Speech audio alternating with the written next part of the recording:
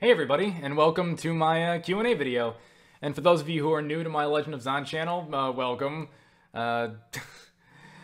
It's a very interesting channel indeed, where I tend to upload garbage on an incredibly irregular basis. You know, the kind of channel where I may upload things for days in a row and then inexplicably go completely dead for, I don't know, like 3 to 4 months, and then start uploading again after that. I don't know. I guess it's no different than my Xanauzumaki channel, although like pretty much every video on this channel is absolute crap, so it's not really worth the wait. So anyways, before we get started with this thing, I'm ready to go. I'm ready to have some fun with this. I got myself some coffee. It's like a pumpkin spice flavor too, so it's like a seasonal thing. And you know, not that Easter and pumpkins really go together or anything, but you know, hey, it's a nice flavor of coffee, and it'll help keep me awake through the process of answering these videos. So first, I'm just going to kind of describe how I'm going to organize this thing. So I've really narrowed it down somewhere around, somewhere between, I guess, like 12 to 15 questions or something like that. I don't know what the actual number is. I'm not actually going to count it. What I've done is I've written all the questions out that I'm going to answer in a Word document, and I'm actually going to credit the people. It's a little different than I've done in some of the other Q&A videos. I'm actually going to give the name of the people who asked me those questions. So I'm basically going to be like, Schlongmaster86 says, and then read the questions. So just trying something different this time, the way I'm organizing it, just for the heck of it. I've really narrowed it down, though, to a select few questions that I either haven't answered before, or if I have answered these questions in the past, I've kind of changed my answer a little bit, or I found a better way to answer it. I've also tried to pick some questions that I think might, maybe might evoke some, interesting stories out of me or something. They either might, remind me of some event or basically something I think I have something interesting to talk about. Whether it's interesting or not, I suppose, is up to you. Now, if you don't want to sit through this entire video just to see if your question is there, I will put all of the time codes to these questions in the description. So if you asked me a specific question and you're only interested in my response to your question, then you can check in the description for that. Or if there's a particular question that you find interesting that I did answer, and so it's all going to be down there, so you don't have to sit through the whole thing. I wouldn't make you do that. That'd be kind of douchey on my part. I don't know, I feel it would be. So without further ado, let's get started. Our first question, Vladimir Hutsell. I apologize if I butcher your name, by the way. I'm probably going to do this with so many people's names. I'm probably going to fuck them up. So again, if I mispronounce your name, I apologize in advance. Vladimir Hutsell asks, how do you like college and the teachers at your college? Any annoying teachers?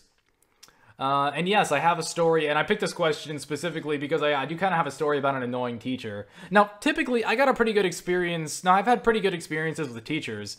Some people have just a collection of shitty teachers they've had throughout their life. And I've had teachers before whose personalities were kind of obnoxious, but I went to pretty good schools. I went to private schools from, elementary school all the way through high school.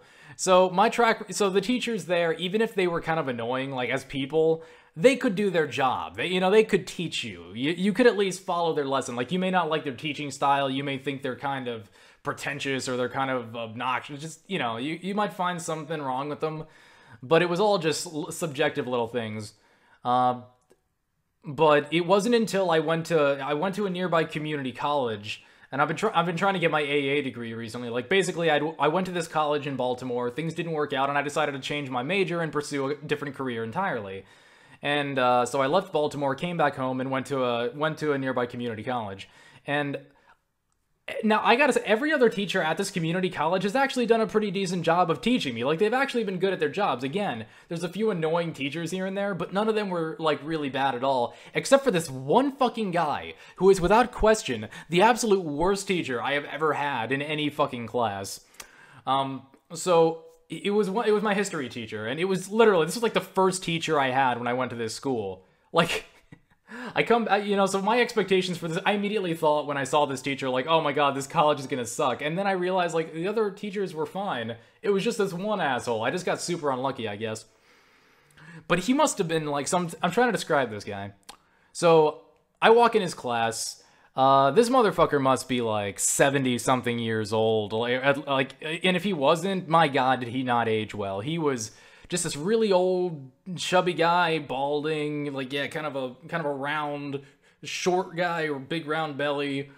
And he had this really fucking thick southern drawl, like this just crazy, like, Hey, Columbus sailed the ocean blue on 1492, and that's when I went to the, traveled the ocean and found the American colonies, and like, and by the way, if you think I'm, like, using hyperbole to make this guy, like comedically exaggerate his voice to make him sound, like, completely unintelligible, like, hey, so the other day I went to the store and, started singing, like, no, I'm not fucking kidding you. This guy's voice was that unintelligible. Like, the guy, like, mumbles all his words, so it's like slurs them and stuff like that, so it's nearly impossible to hear what he's talking about. Like, you can barely understand this guy. And I already have problems, like, focusing as it is. Like, you know, I was diagnosed with ADD when I was younger. And so, you know, I've had issues just, you know, trying to pay attention to teachers, but, you know, I'm like, he's not making this easy for me, like, right out the fucking gate. So I'm like, okay, he's unintelligible, whatever. Then class begins, and this is pretty much the first thing he says to the class. Like, this is how he introduces the whole thing. Like, he's basically like, okay, so you guys are gonna be here for the next few months. Look, this is my job. I gotta do this to get a paycheck. I don't want to be here. I know you guys don't want to be here. So, you know, basically what he's saying is, I'm only doing this for money. I don't give a shit about actually teaching you anything. I don't want to be here. You don't want to be here. So whatever, just fucking do what I say and suck my dick, I guess.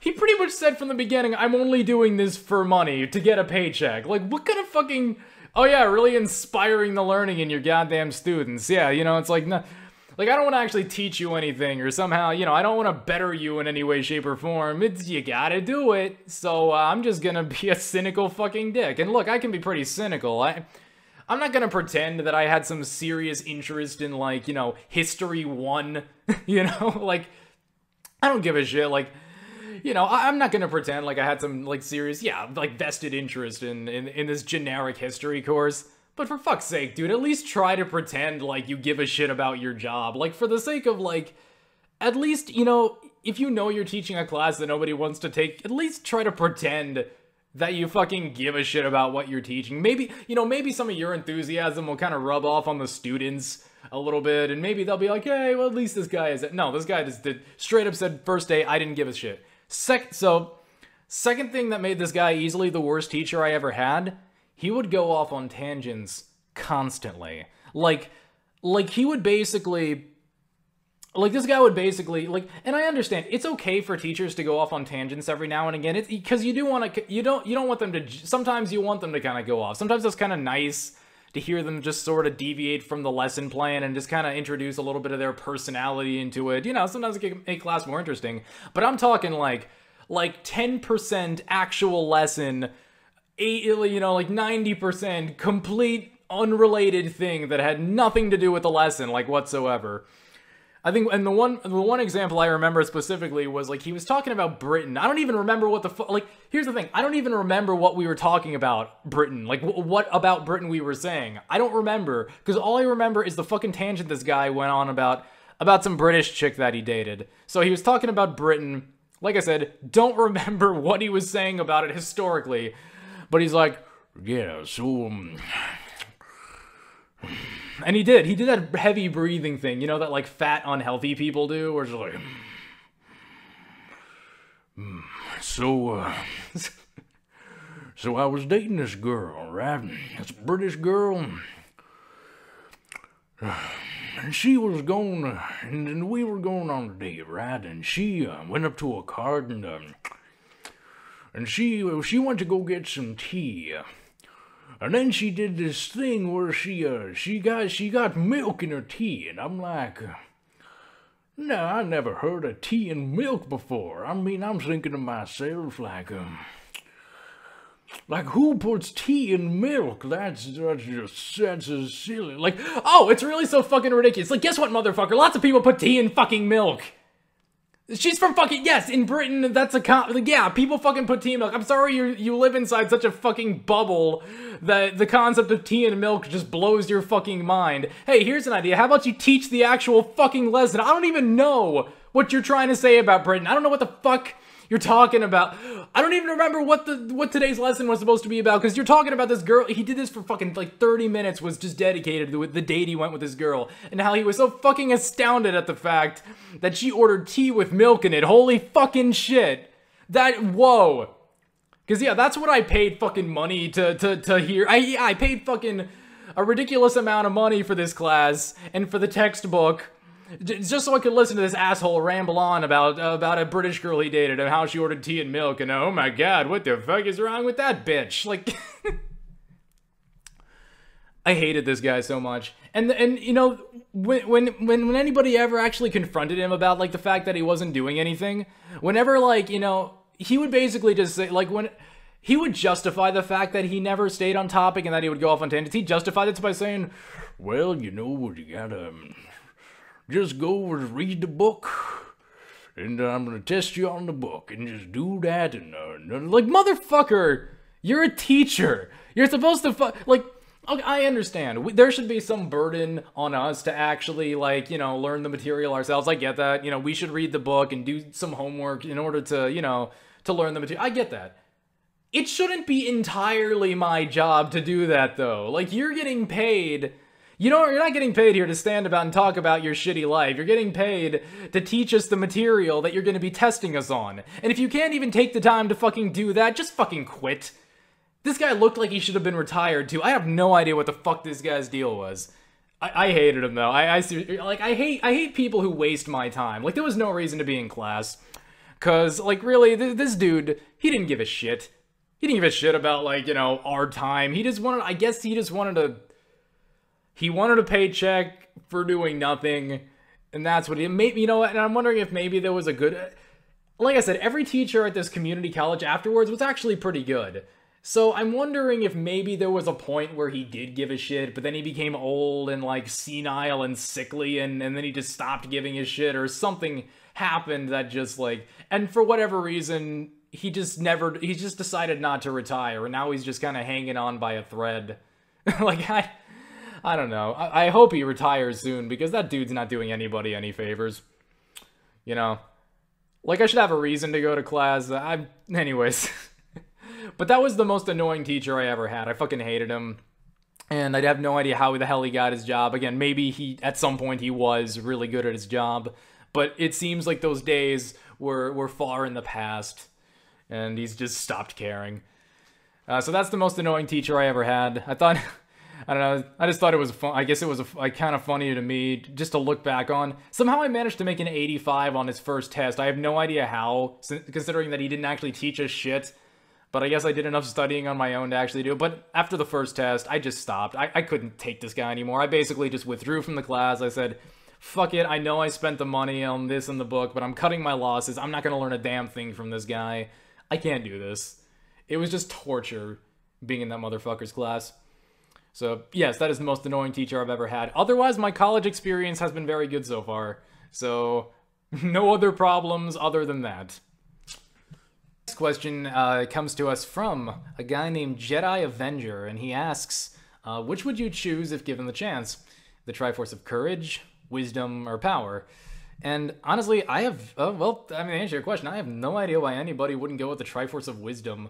I mean, okay, triforce of power is nice. I mean, obviously power is, you know, you have a lot of power, you have a lot of influence, that's awesome, but couldn't you technically use, like, wisdom or intellect in order to, like, kind of weasel your way to the top? Like, kind of figure out how to obtain power? Like, the wisdom to obtain power. You know, there's ways to achieve status that don't require, unnecessarily a direct approach. They don't require just straight up violence and conquest. You know, you can weasel your way into positions, or, you know, you don't even have to weasel your way. You can be smart enough to just know how to work a system. Not even weaseling, just using the system as it's intended. And actually, like, earning your earning your status by actually being good at something or informed about something. I don't know, intelligent about a particular area, and then, you know, gaining status because of how good you are in that particular area. I don't know. So yeah, and then there's also the issue of, you know, because I was like, courage seems silly, because with wisdom, I wouldn't really need courage, because I'd have the, I'd be the strategist. I'd have the ability to plan out a situation and come up with contingency plans, so I wouldn't have to worry about facing horrible situations. I'd be able to just plan my way around worst case scenarios and come up with contingency plans in case worst case scenarios happen. So I wouldn't really need to go up against like unstoppable force. I mean, yeah, at some point strategies will run out, but you know, I'd be the wise one. I'd be the strategist. They're not gonna send me on the battlefield. They need my brain to make strategies. If I was in a position of the army leader, I didn't specify that I was like in command of anything, but I'd assume if I was the strategist, you know, if I was more of a strategic mind, they wouldn't be putting me out on the front lines, you know. And then there's the issue of like, you know, having the triforce of power. You know, Ganondorf has the triforce of power, but the dude fucks it up all the time. He gets overconfident, he gets cocky, he does stupid shit like kidnap Zelda, and you know, but not kidnap Link for some reason. Even though he could probably do that or stop him immediately, but, you know, no, I'm going to let him come up to my castle because I want to gloat about how awesome I am and give him an opportunity to stop me. You know, like, yeah, I could have power, but don't I also want the wisdom? Like, once I have that power, don't I want to have the, like, intellect to be able to know, like, how to hang on to it? How not to fuck that up? Like, once you get that power, you got to maintain it. You can't just fucking, you know... You can just fucking, like, you can have power, but you can fuck it up and lose that shit. I mean, Ganondorf is the classic example. Motherfucker gets insane amounts of power from the Triforce, and then... Dude! You had, like, the power of a demigod, and you fucked that up. And you went against, like, a dude in a fucking skirt, and you lost to a dude in a fucking skirt. What the fuck, dude? Come on. You can shoot, like, bolts of electricity from your hands, and you, like, fucking Emperor Palpatine, and but you can't fucking... Come to think of it, Emperor Palpatine got too cocky, and that resulted in his downfall. God damn, people with fucking power, man. They always fuck it up. No, seriously, I feel like wisdom would come in handy. You know, have the wisdom with which to, let's see, how do I obtain power? And then once I have power, let's see, how do I not fuck it up? So wisdom, man, because knowledge is power. But anyways, thanks for the question. I hope you were entertained by the response. Next question was asked by alohathegannonslayer, and he asks, if you could do anything at all in your life and you had limitless funds, limitless everything, what would it be? I'm curious about your greatest wish and dream. I wish I could give you my greatest wish and dream because I don't even know what that is yet.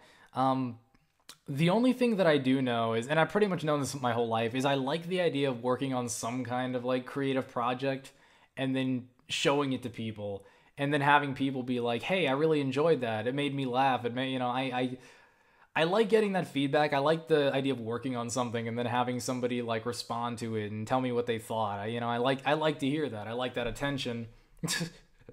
I do, you know? And I do have this constant desire to like want to keep making better and better stuff to keep topping myself, you know? And but I don't really know what that correlates to in terms of, I don't realistically think I could ever become a part of the entertainment industry, because the odds of, you know, like you're making it in Hollywood or some shit is like, it's so fucking unlikely. And I don't really know if I'm motivated to like become a part of that. I you know, if somehow I could make a living off of YouTube and I don't have nearly the subscriber base to do that, I would. You know, that'd be awesome. Like, I could just make video content and, like, have enough people watch it that I can somehow do that exclusively. Like, that'd be fucking fantastic. But I don't think I'm disciplined enough to even, like, even if I somehow had, you know, even if I had a sizable enough subscriber count, I'm wondering, like, if I would still be able to, maybe I would if I had the opportunity. But I don't really know. I know that I like entertaining people. I know that I like working on something and getting feedback, and that's all I really know. But that's not what I'm working towards as a career. It's just something I think my goal with my life right now is to be able to, like, I guess my purpose, the thing that I want to accomplish with my life, and I think this is a reasonable goal, is to be able to become financially self-sufficient, and that's not too far off in the future. I gotta get find steady employment, find my own place to live, be able to balance, be able to make enough to live comfortably, so to be able to live self-sufficiently, live comfortably, decent living standards, not have to like worry paycheck to paycheck, be able to live a life like that. And while still getting to indulge in the things I enjoy, while still getting to, maybe do little, creative side projects or whatever, whatever the fuck pops into my head and I decide to work on that, just being able to do that in my spare time.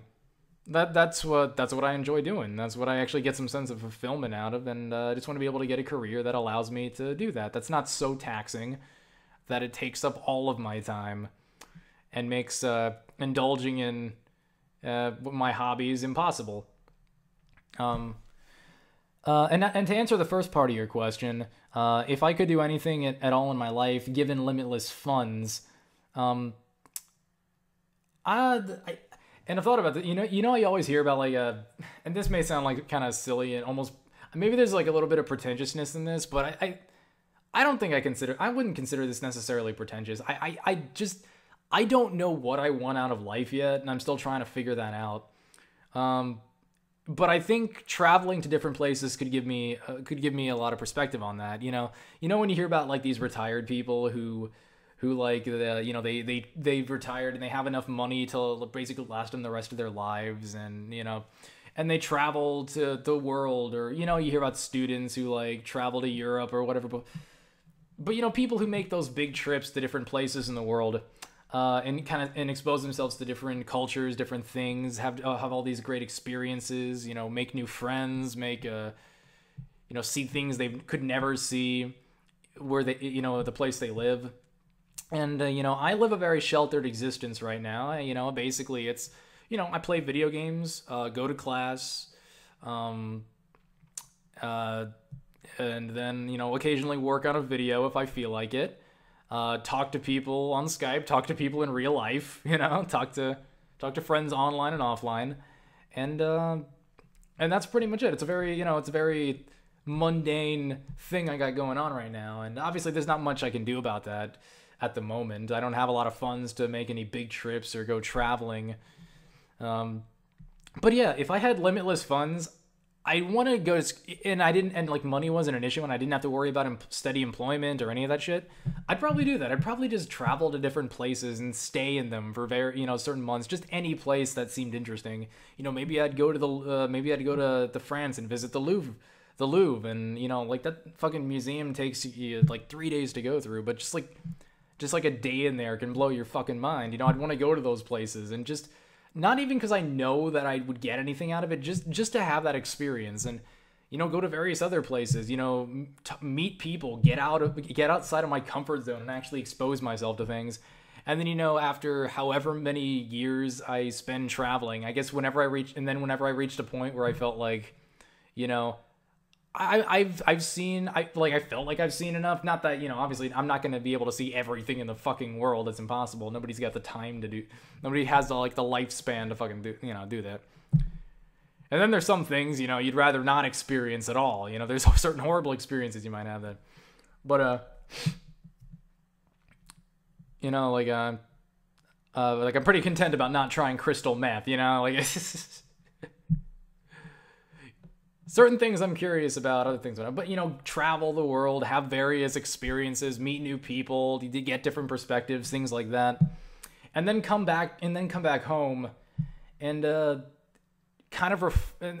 obviously I'd be reflecting on this while I'd be on that trip. Again, it's a hypothetical trip. I don't think I'd actually be able to have the finances to do this, but if I could, I'd go on all those trips, have all those experiences, and then come back, and then given all that information, given everything I've experienced, decide from that point forward, what do I want to do now? Do I still have this interest in entertainment? Do I still like to indulge in these little like creative hobbies or whatever?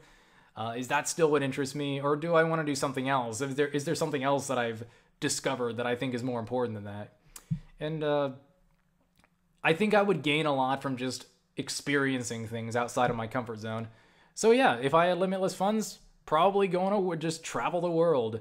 have experiences, good or bad, but experiences nonetheless, become a better person for it, and then from that point forward decide what I actually want to do with my life. And I think I'd have a much broader, much better, more experienced perspective upon which to make that kind of decision. So yeah. Anyways, I appreciate the question, man. That was a very interesting one. Moving on. Now this next question, I think I've answered it before, but either the video I answered it in was kind of deleted, or I've only answered this through comments or whatever, or maybe I haven't sufficiently answered it. So I got this because for whatever reason I got this question multiple times. So I guess I just want to set the record straight on this. And the question is, both Shanethefilmmaker and 3DS King 61. Those were the names I could identify, and I think there were a bunch of other people that asked me this too. I didn't get their names. Why did you pick the name Xanauzumaki?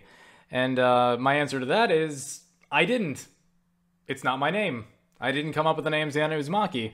My younger cousin did. I have a younger cousin. I think he's about 3 years younger than me or so.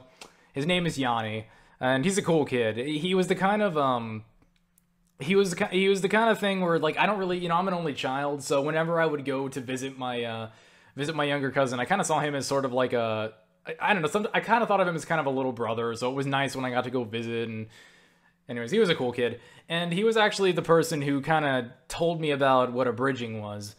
Basically, I was playing Twilight Princess, and I was playing the game Twilight Princess, and he was sitting there playing it, and for whatever reason, I just wanted to entertain him, so I started talking over the characters and dialogue and giving them silly voice. I was reading the dialogue in like silly voices and ad-libbing and stuff and making him laugh, and then he's like, hey, you should do a Zelda abridged series, and I'm like, what's that? And he showed me all that stuff.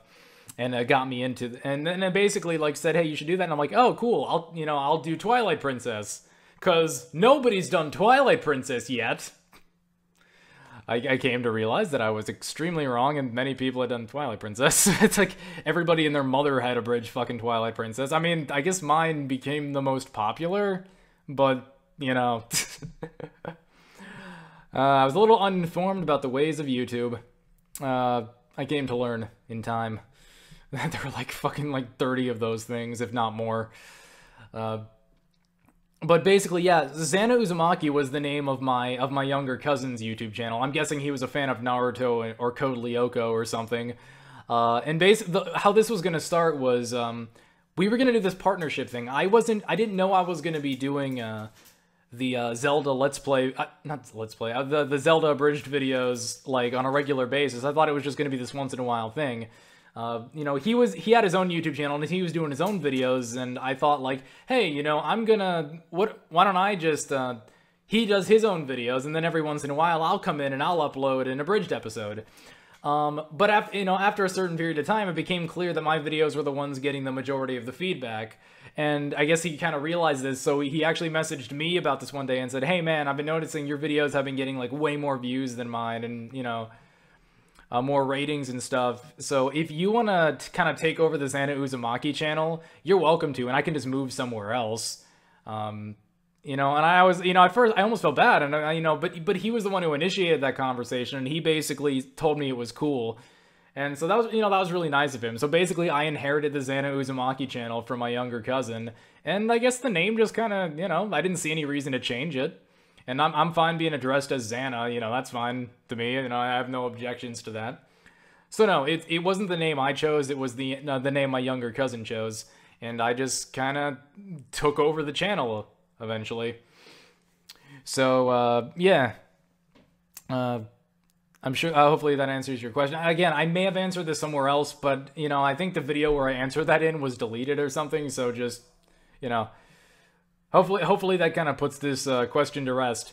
Now you know, if you didn't already. The next comment comes to us from Eletho22 or Eletho22. I'm sorry, I'm probably butchering your name. I have no idea. One or the other, Eletho or Eletho22 asks, what is your favorite game? And this is kind of a difficult question. I am going to answer your question, but it really is hard for me to pick my favorite game, because ever since downloading Steam, you know, between a combination of the constant discounts they have on Steam, you know, you know how cheap indie games tend to be. Usually you're in a price range of $5 to $20. Stuff like the Humble Bundle. I basically have bought like 80 to 90 games in like under a year, and I've played so many new games. Like, I used to have this like definitive top 10 list that I created when I was like, I guess about 17, 18, and I was like, these are the definitive top 10 games of all time, and I, you know, and I thought about that list so fucking much, and then and then I ended up playing like 80, like 90 games in under a year, and now that, you know, entire list is just like, just fucking, it's complete, it just fell apart. It fucking doesn't, it's no longer relevant anymore.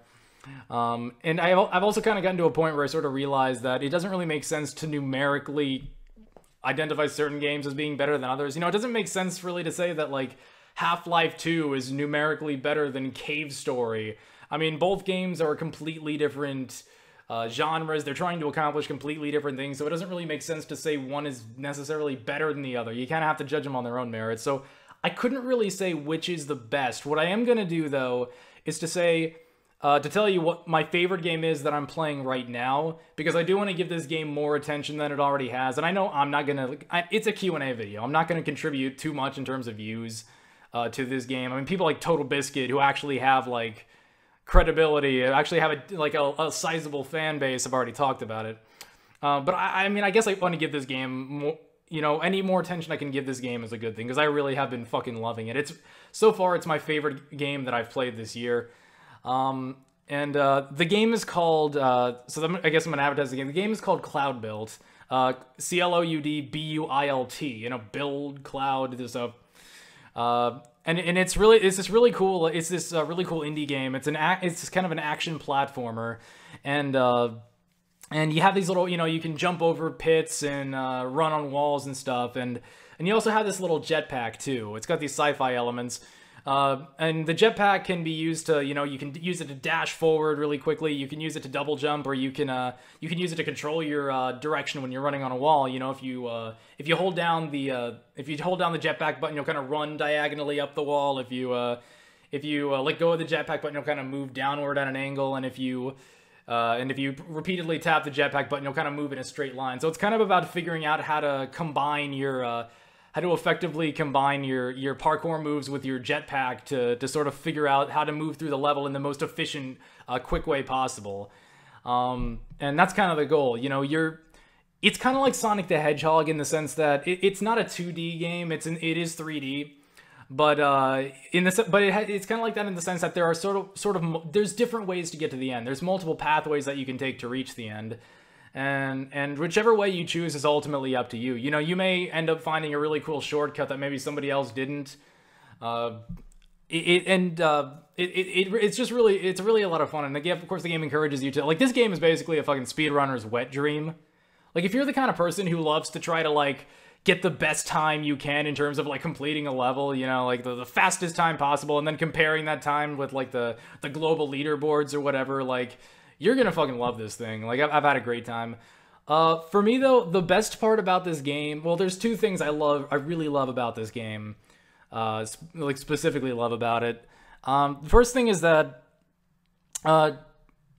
it's the kind of game that makes you really work for that victory. You know, I don't know what it is, but I feel like I've played a lot of games recently where it's really not too hard to... You know, like, there's different difficulty levels and stuff if you want a challenge, but, you know, beating the game is not really, like, you know, just playing through the levels is not hard. You know, I don't know what it is, like, I don't know if there's, like, this, if it's, like, a marketing thing, like, people are afraid to make their games really hard because people get pissed off and quit, but if you want to be Cloud Built, some of those later levels, just to beat them, just to finish them, is fucking difficult. Like, this is the kind of game that requires you to practice. You know, like, if you want to get through this, you are going to die. You are not going to complete these stages on your first try. You know, these later levels get fucking difficult. You know, you're going to fall, you're going to fuck up, and you got to go back. You got to go back to earlier stages. You got to practice those fucking controls. You got to figure out how to, you know, master the game. And you know, I love a game that makes you work for that victory. You know, it's the kind of thing where you get to, you know, you've been playing this level over and over again, and you've just been dying and dying, and then you finally beat the level, and there's just like this cathartic, like, oh my god, yes, like, you ever had that where you've just been working at something like over and over, and you're just like, oh my god, and it's all beatable. It's beatable. It's just fucking difficult. But I love that it makes you do that. There's not a lot of games that get me really worked up, you know. You know, I used to get, like, really pissed off at games, and this is kind of a tangent, but, like, when I was a kid, I guess this adds context to why I love this game, but, like, when I was a kid, I would get really worked up at pretty much any video game. Like, I'd get super pissed off. Like, there was, like, one time when I was young, I don't remember how old I was, like, maybe 9, 10 years old, but when I was a kid, yeah, I would get fucking pissed at games, and, like, I was playing Tony Hawk Pro Skater 2 with this guy, and we were playing horse, and he beat me, and I got so fucking pissed that I picked up the controller and fucking just threw it at this guy, and he's like, dude, what the fuck? And I'm like, fuck you! And just walked, like, I just got up and just... and stormed out of this motherfucker's house, like... And I knew, like, immediately after I walked out of his house that, yeah, I was kind of in the wrong there. I don't remember if I went back and apologized, or if I just... I don't remember what happened after that, but I remember doing that. But that's an example of how mad I got. But then I guess, like, when I was around, like, then I hit my early teens, and I guess, you know, I kind of matured a little bit. I kind of realized, you know, they're just games, and then I stopped getting so competitive. You know, so it's not often that a game really pisses me off anymore, but Cloud Built, oh my god, the fucking expletives that have just flown from my mouth. This game has frustrated me so much, but in a good way, you know, in the sense that, like, I'd get pissed off, I'd be like, fuck, God, fucking, I'm gonna play that level again. Like, I still come back to it, you know, like, because I'm enjoying it. I'm enjoying working for that victory. You know, it frustrates me, but it keeps me coming back, and I like that I have to work for that victory. This game is really, what else was I gonna say? But I had a thing I was gonna say about this game. But other than the fact, yeah, I love the fact that it makes you really work for that victory. Oh, and one of my favorite parts about the game, though, isn't even really, like, it's not even, like, speeding through the level. That's really cool, and that's awesome. I love speeding through the level when you finally get the controls down. I mean, that's awesome. But it's playing through the levels really slowly and just kind of taking in the different routes you can take. You know, kind of just going through levels and sort of planning out your route and trying to just figure out the best path possible to get to the finish line, and just sort of going to this area and then practicing it a bit. I don't know. I love walking through. I love strategizing my route and figuring out the best way possible to beat the levels. It's fun. It's so much fun. And then you finally, like, figure out a plan, and then you execute it, and then when you finally, you fuck up many times, but then you succeed, and it feels awesome, and it's a lot of fun. Soundtrack is fantastic too. I've already spent, you can get the soundtrack for like $7, by the way, and I fucking love it. It's like this really awesome combination of drum. The soundtrack's like this weird combination of, like, drum and bass, chiptune, and, like, orchestral instruments. You know, it's really interesting, and I fucking love it. Soundtrack's great, and the game also has a really interesting story too. I wouldn't say it's among the best stories I've ever seen in video games or anything like that. It's good, but I think, like, the concept is really interesting. It's about a wounded war veteran, and all of these levels are basically occurring inside this person's mind, and I guess each level is supposed to be kind of a metaphor for the sort of the inner struggle that they're going through, there's, you know, depending on there's different paths you take, and the different paths of levels you take have different conclusions. You know, and you know, like I guess one of the darker endings has, like, you know, the soundtrack to those levels is a little more somber, while the more optimistic conclusion, the soundtrack's a little more upbeat. I don't want to say too much else, but it, you know, like I said, it's not necessarily the best. You know, it's not among the best stories I've ever seen in a video game, but I think, like, conceptually, like, just the idea of it, it's like, that's a really cool idea for a game. Like, it's just, you know, like, it's occurring inside the mind of a war veteran. It's you know, they get points for creativity there. So really cool story, cool premise. a creative premise, a great soundtrack, you know, challenging, very challenging. But yeah, you can get it right now, $20 on Steam. I think it's worth it. And if you have an extra $7 to spend, I do recommend getting the soundtrack because I fucking love it. You know, I do. Word of warning though, you are gonna need a decent graphics card to run this thing. I can barely get this thing to run on my laptop, and I'm not working with much of a powerhouse here. You know, if you're running like Intel HD graphics, you're gonna have a tough time getting this thing to run. I've had to tank the visuals so hard for myself just to get it to work. But, you know, despite that, I'm still having a blast with it, so, you know. But just make sure you check the spec. Make sure your machine can run this game, because if you're like working on a laptop or something, or on kind of a cheap PC with a shitty graphics card, you're probably not going to be able to play this game. So, but hey, if you have the money to spend, if you have the machine to run it, and if you're willing to spend that extra $7 for the soundtrack, you know, go out and check it out. I'm having a great time with this. Like I said, it's easily my favorite game I played this year. So yes, that is my favorite game right now. Next two questions kind of tie into each other, so I sort of put them back to back. The first question is by a guy named Die1, and it's like the first die is like, you know, like dye your shirt, and the second one is like, you know, that die. So Die1 asks, do you watch Let's Players on YouTube? If so, which ones do you enjoy watching the most? And yeah, I'm not really a big fan of the whole Let's Playing thing, to be honest. It's not something that really, even when I was like younger, that it wasn't even something that really appealed to me.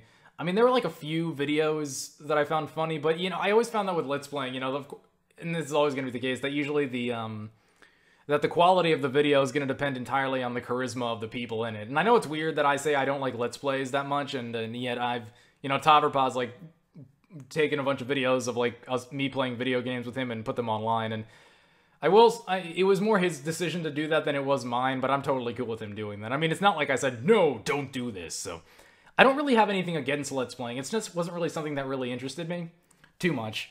But I'm only subscribed to one Let's Play channel, and that's Game Grumps, and that's mostly because I'm a huge fan of Egoraptor and have been for quite some time. So when he started the channel, I was really interested in it. So I'm subscribed to Game Grumps.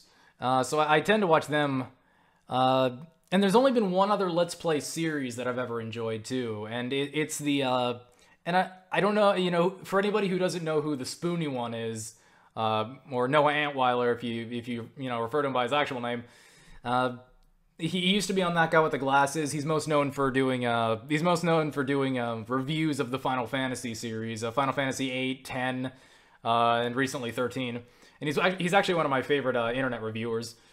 So he did a Let's Play of a game called Phantasmagoria 2, and it is so fucking funny. It's funny because it's less of an actual Let's Play though, and it's more like, it's not really a running off the cuff commentary. It's less of a Let's Play and more of like kind of a riff tracks or like a Mystery Science Theater kind of thing, where it's just him kind of riffing on the. It's like this really just shitty, like Phantasmagoria 2 is like this really, you know, stupid FMV game. There were a lot of those back then, you know, full motion video kind of stuff. And, you know, production values of these are pretty low. They didn't always have the best actors, you know, the kind of weak stories, very silly. And it's really fun to watch him just riff on it. And it's kind of one of those, like, Let's Play series that I sort of go back to. And, like, whenever I'm bored, I'll kind of go back to and watch that one. If you want to check, I highly recommend it. It's really funny. You can check it out on his website, you know, thespoonyexperiment.com. If you've never heard of Spoony before, you know, it's worth. It's a fun watch. So yeah, it's fun. Again, it's fun to have on a playlist. But that's really the only Let's Play stuff I enjoy. So it's not a lot, not too much. Well, I also like the Merrick Let's Play videos that Little Karibo did. But he doesn't upload those too often, so, you know. So it's not really, I guess it's not a regular thing. And the next comment is, the next question is by Uncle Jemima 57, and he asks, what do you think of Game Grumps with Danny after John's departure? Have you kept watching? And by the way, I just want to mention, I recognize your YouTube name. You're the guy who did that that Game Grumps. You did that average Game Grumps video thing. Yeah, you know the one where you did that that gave John that like stereotypical like, Evan kind of voice. Like, I just want to let you know, man. I thought that was really fucking funny. I feel awesome too because like I remember commenting on that video like before JonTron found it, and then they like posted it on like I guess their Facebook or Twitter or something. And then it ended up kind of like exploding. I think the video's got like, yeah, it's got like in the hundreds of thousands of views now. So, you know, congratulations on having a video go viral. I thought it was funny. I really like the part where you did the thing where it's like, fucking African-American ass African-Americans. So, that line was funny. So, anyways, just wanted to say I saw that video and I thought it was really funny, dude. So, anyways, but yeah, your question about what do I think of Game Grumps with Danny after John's departure? And I guess I'm gonna talk. I guess my answer to that is I like the chemistry that Aaron and John had a little bit more, but I think Danny's a pretty funny guy. I just don't think that he and Aaron play off of each other as well. But yeah, I still watch. Although I gotta say, my reaction to Dan joining the show was not like, despite me thinking like Aaron and John had something like a better chemistry. When Danny came on the show, I was actually kind of happy that. You know, like, when Game Grumps first came out, it was this really cool thing, because, like, like I said in the previous, in answering the previous question, I was never into the whole Let's Play thing anyways, but I was always a huge fan of Egoraptor since, like, 2007. I think that's around the time he made, like, awesome compilation, too, and even before that, I'd heard him do voices for stuff like the, Decline of Video Gaming series, and if nobody knows what that is, it's this really old series of Flash cartoons where they did little video game skits, like, they made fun of video games and stuff, and it was, he needed some voices for that, so I'd recognized his work from that, and then I found his awesome compilation videos, and then I just became a big fan. He was actually one of my biggest influences, like, in terms of voice acting. Like, I really, like, he kind of got me interested in voice acting specifically. Like, I'd been interested in acting, but like, he kind of, I don't know, just seeing him do all that stuff just kind of, it kind of inspired me a lot, so seeing like him doing a series of Let's Play videos was kind of cool, and I really loved it. It was one of the few consistently funny Let's Play series I'd seen. Like I remember watching their first Goof Troop episode, and I laughed my ass off multiple times. And usually with Let's Play videos, I would watch them and I would get a few chuckles. But so yeah, when it first came out, I was really excited, and I loved what they had going, and it was really funny. And but over the course of the year, my interest kind of waned as the novelty of it sort of wore off. And, by the time, pretty much a few weeks before JonTron was actually ended up leaving the show, I was kind of, not watching it that much. I was sort of, skipping episodes. I was kind of I'd see an episode in the my subscriptions box, and I'd be like, it's, whatever, it's, I don't know, I don't feel like it today. So when John left and they brought in Danny from a Ninja Sex Party, I was like, I was actually really excited about it. I'm like, hey, and it kind of reignited my interest in the show. It was and they started adding all these new shows like Steam Train, Steam Rolled. Now they got stuff like Table Flip, and they're partnered with Polaris and whatever. So although I am kind of getting to that point again where I'm starting to not watch the episodes as much. So kind of the novelty of Danny becoming a part of the show and Ross becoming a part of the show and all that stuff. So yeah, I guess, yeah, I still watch Game Grumps. I still like it. Just, I just don't, I'm kind of, my interest is sort of waiting. So sometimes I'll take a week off of watching Game Grumps. Yeah. When Danny came on the show and John left, I wasn't upset about it or anything. I was actually kind of happy because it kind of mixed things up a little bit and made the show kind of fun for a little while. Although I will say this, when they started Game Grumps, the show did kind of have, it was just sort of it seemed like a little fun experiment where it was just kind of two friends dicking around playing video games. And now Game Grumps has sort of they treat it a lot more like a business. They have the little subscribe thing at the end of the episodes. They have they have more, now they're partnered with Polaris. And that's not necessarily a bad thing. I'm not going to be one of those people who's like, they've gone corporate, man, fucking sellouts, because no, it's a fucking Let's Play series of Let's Play videos, and I'm not gonna get a fucking, I'm not gonna get up on my fucking high horse about Like, these fucking sellout pieces of shit. Like, no. I do kind of miss sort of that very casual, like, yeah, it's just us dicking around kind of feel. And now it's just very much more of this, like, you know, it is treated like a business now. And they do... So there is a little bit of a different feel about it, I guess. Again, it's not a bad thing. It's just different. And it's kind of, I guess the show's kind of launched one of the things that kind of made me like, but like I said, I'm still subscribed. I still watch the episodes every once in a while. I think Danny's a funny guy. I prefer the chemistry Aaron had with John, but still fun. Still like the channel. I guess that's my thoughts on that. Hope that answers your question. I think I probably talked a little more than I needed to. Anyways, again, thought your video was funny. So good job, man. Next question. Another question from Die1, who asks, are you still a brony? I guess I'm gonna say this. I still watch the show from time to time. I don't really watch it on my own anymore. I did at some point, but I don't really watch it by myself. I usually watch it with Top or Pa.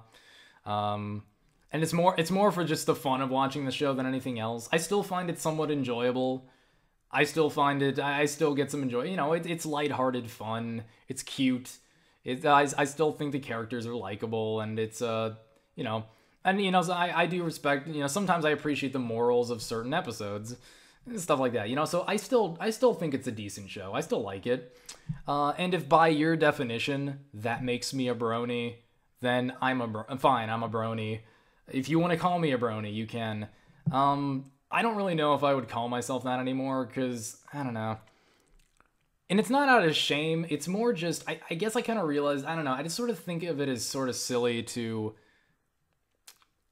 you know, to call myself something. Like, I don't define myself based on watching one show. I mean, there's a lot of things I like. So, in one sense, that word almost makes it sound like I'm trying to, like, search for an identity, and I'm basing it entirely on this children's cartoon. So that's a little silly to me. Second thing that I find a little silly is, like, not silly, but I think the second reason I don't want to really call myself that anymore is because people seem to have their own definition of what a brony is. Some people, you know, for them, it's the first thing I meant. It's the thing I mentioned at first, where it's just like, it's just a very casual passing interest, and I just so happen to be outside the target demographic. And that makes me, it's like some people say that's a brony, you know?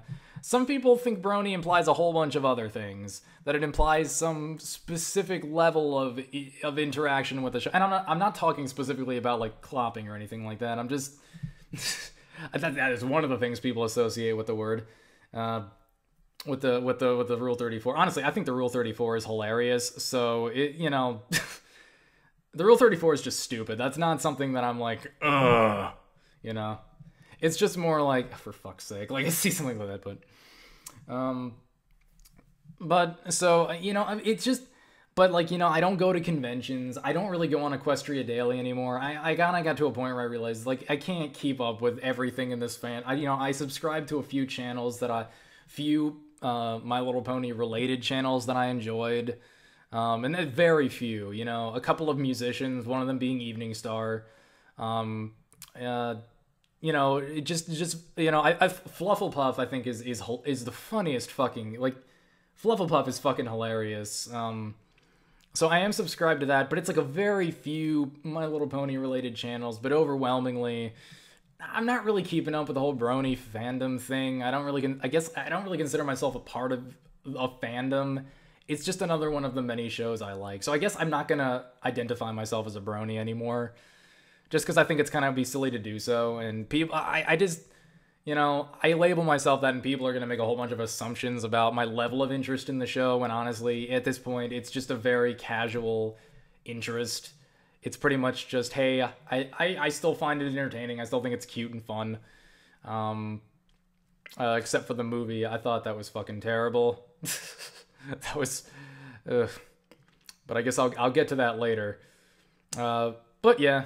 Like I said, if what I said at the beginning, if that to me, if my casual interest in the show still in your mind makes me a brony, then you're welcome to call me that. I just don't think I'm going to be calling myself that anymore. But anyways, thank you for your question. The next question comes from Darth Kebil, Jarthkebil. Again, butchering names.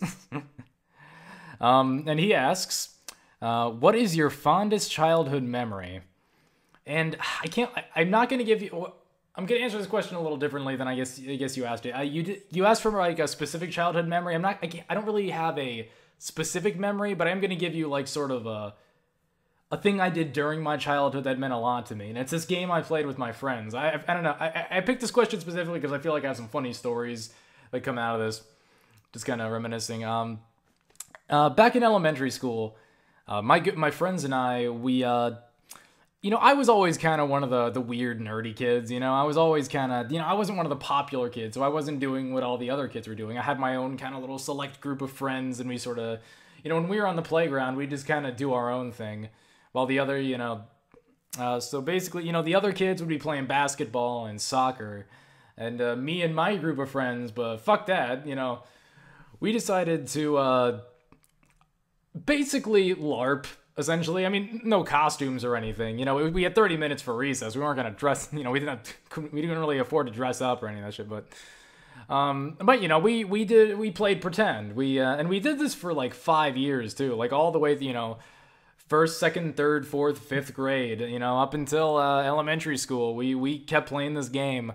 And it was just basically this fantasy adventure where we created our own characters and we've explored this magical world. And I don't remember the name of the world, but I do remember some of the names here.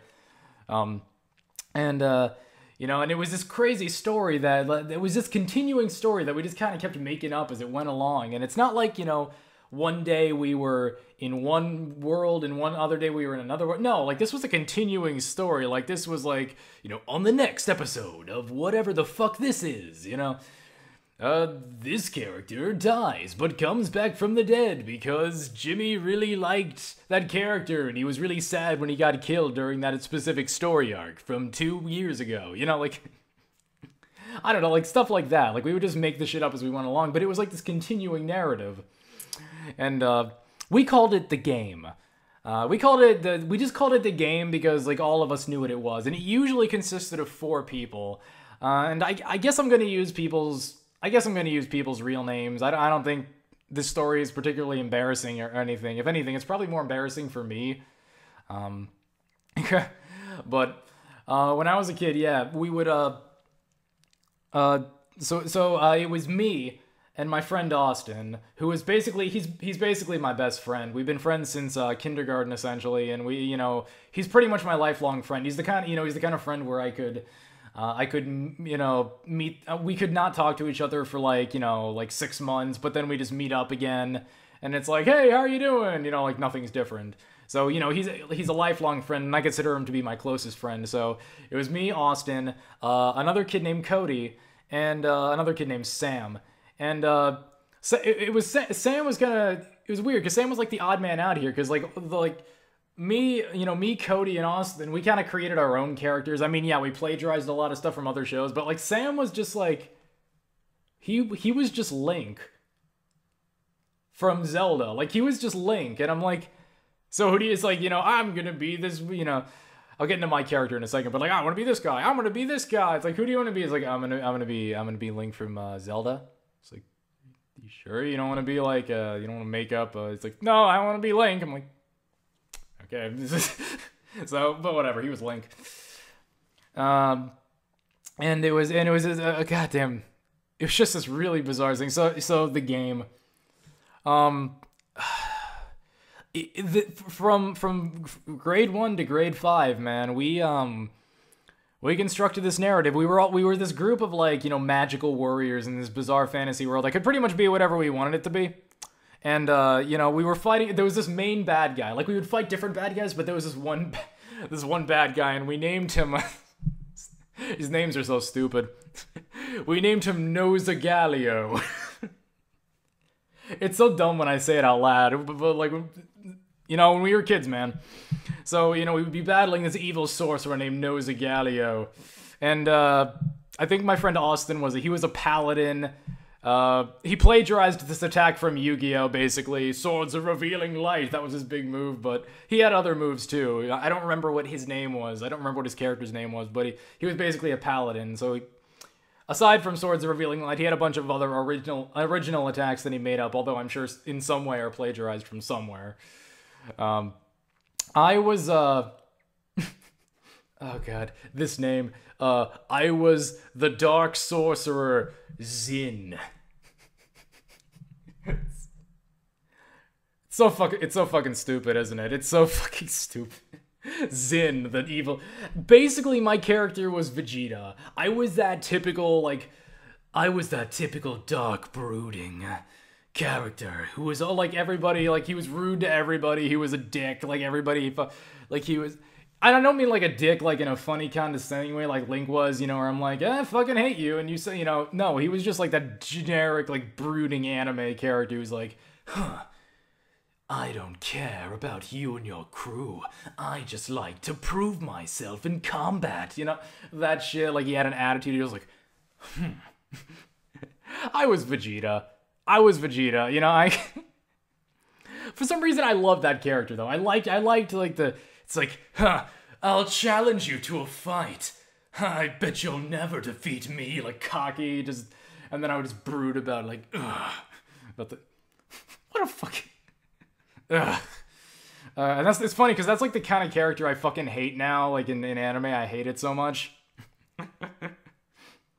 But it's so it's funny. We had this game, and it was just, and I guess to answer your question, some of my fondest childhood memories are just this game and just us playing it and how it evolved and how it grew and and again, it was the same universe the whole time from start to finish. And we would defeat Nozagalio, and then he would somehow come back and be resurrected through some ancient evil. For 5 years, we continued this game. That's the weird thing about it. Like I said, it's not like this day we were spacemen, this day we were, this day we were cowboys. No, it was just almost every recess, it was another chapter of this same story. Again, it was all this crazy shit would happen. It was still incoherent. It was still, children making shit up as they went along. It was like if anyone remembers us watching, Tavrapon and I watching that Freddy as FR07 movie, it was that incoherent, but there was still, it was a continuing narrative. It was still a continuing narrative, even if the narrative was so convoluted and silly. And I think one of the funniest things about this game was just how fucking seriously we took it. Because, we took this shit seriously. See, Austin and I, we basically created the game, essentially. Like, we were the founders, and then the other two kids were sort of the secondary characters. We pretty much claimed ownership of it. So we had, authority. We had, a hierarchy of authority on our game adventures. And, so, if one character, said, if one of the side characters was like, hey, what about this story arc where we fight a half lion, half zebra? And it's like, one of us could have, veto power and be like, no, that's stupid. And I remember one specific scenario we had where basically, Austin and I got into this big argument. Again, we took this shit seriously, way more seriously than we should have, So we would, I remember one time, so Austin was absent from recess one day, and we were just playing, so I figured, I was the lead, I was the second in command, or actually, I guess Austin and I were both the first in command, so I guess I was leading the story that day. So douchey. I mean, we could have just let them, but we didn't. We didn't let them have a say. We just, fucking assholes. So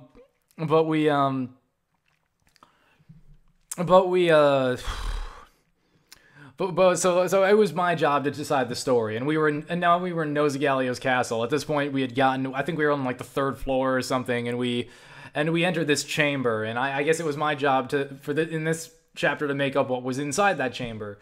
So, I decided that for this 30-minute segment, we were going to fight a whole bunch of fucking bees, giant bees. That was my premise for that day. I don't know where that came from. I don't know if, I had I guess I had, a phobia of bees. Bees freak me out. Anything that flies and stings, freaks me out. So I guess to me, that seemed like a really scary thing. So that day we fought the bees, and I was really proud of this story arc. I was really like, oh yeah, I accomplished something today. I'm really proud of it. I can't wait to tell Austin about my exciting bee adventure and get him up to date. So Austin comes back the next day, and he's like, You know, so he's like, all right, so what did I miss? What happened last time? And it's like, okay, so we went up to the third level of Nozigalio's tower, right? And then we were attacked by this entire, like, thing of giant bees. And then he was basically like, nah, that's stupid. That didn't happen. I'm like, what the fuck are you talking about? Yeah, it happened. You were absent the other day, so I get to decide what happens in the story. We were attacked by giant bees, and he's like, no, that's fucking stupid. We weren't attacked by... He didn't say fucking. I'm trying to imitate the attitude, but he's like, no, that didn't happen. And I'm like, yeah, it did. And we got into this big fucking argument. I remember there was this one point where the teacher had to break us apart, like, cause I don't remember what prompted her to break us apart, but we were like, I guess we were just noticeably mad at each other, and we were just like either giving each other the cold shoulder or giving each other the stink eye from across the room, just like, fuck you, you know, or just, or something prompted her to like intervene, and you know, it's you could tell the teacher had no idea what the fuck was going on. Again, we were like the only people who were like doing this. Every other kid was playing basketball or kicking around a soccer ball or climbing on the jungle gym. We did incorporate the jungle gym into our adventures, but to them it was a jungle gym. To us, it was like this. It was just it was a fucking part of some feat we had to overcome.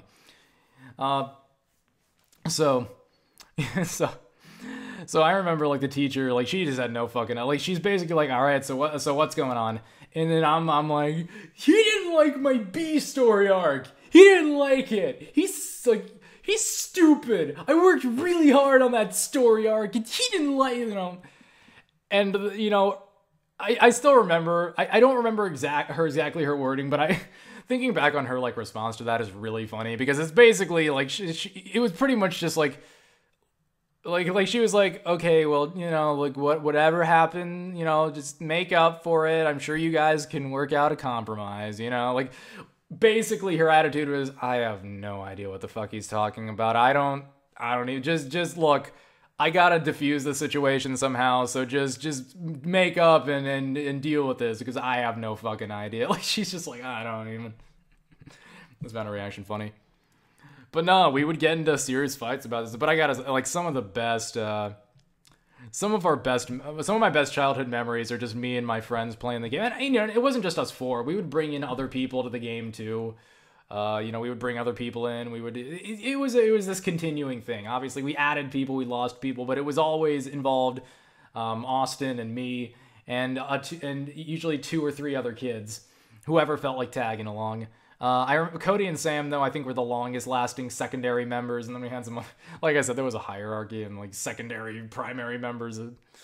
But yeah, some of my best childhood memories are just us playing that game and coming up with this, continuing this just crazy fucking narrative. It was a blast. I was so devastated when I got to middle school and I realized we couldn't do this anymore, you know, like, cause the school I was at was like, you know, it was a private school and it pretty much went all the way from elementary school through high school. So you were with the same people forever unless they transferred to somewhere else. And, you know, all of my friends, pretty much everybody who I played the game with decided to stay for middle school. And when I found out recess was gone, I was so fucking, I think I cried. Cause like I loved that game so much. I mean, I cried like a bitch. I was so attached to that fucking game, and then they're just like, you're taking this away from me. What are you doing? You know, like. But yeah, fun memories. So many fun memories. So yeah, I guess that answers your question. I couldn't think of a specific memory, but I think that's like the highlight of my childhood is just that crazy adventure and how it would get increasingly more, you know, convoluted, and we would keep adding story arc after story arc to it, and it just never stopped. And again, until recess was no more, and we had to find other things to do. So, but yeah, thanks for your question. I had fun answering this one. I got a couple questions about this one. Derpin Shine and 35 Linkmaster asked me, what are your thoughts on the upcoming spin-off game, Hyrule Warriors? I guess a few people, and I think maybe a few other people asked about it. Those were the 2 names I tried to identify, like, the people. It's not a perfect list that I wrote up on, you know, but I did what I could. Hyrule Warriors, based on the trailer I saw, I think it looks awesome. Now, let me start out by saying I don't know anything about the Dynasty Warriors franchise. I don't know anything about, like, you know, I've never played any of them. But I mean, just being able to make Link, you know, move the way it almost makes me, from when I saw the trailer, I almost wish, like, that's how the combat system worked in, like, the actual game. Like, that's what it was like to fight people. But, you know, it's just gonna, you know, it's gonna entirely focus on fighting. But I don't know, it looks fine. It's a fucking spin-off. Who gives a shit? I guess I do have one thing. Why the fuck does Link have a blue scarf? On top of that, why the fuck does Sonic have a blue scarf? What the fuck is it with giving characters blue scarves? Like, why is that a... But that's...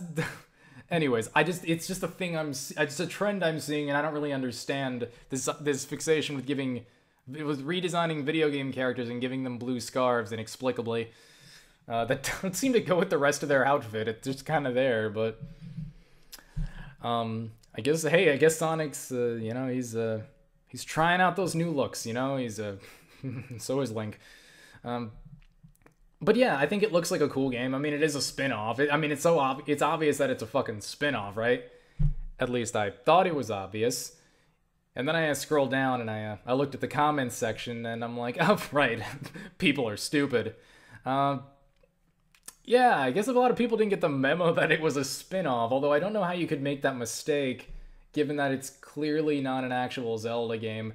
You know, like people saying, like, well, there's no dungeons, it's just fighting. It's like, it's a spin-off game.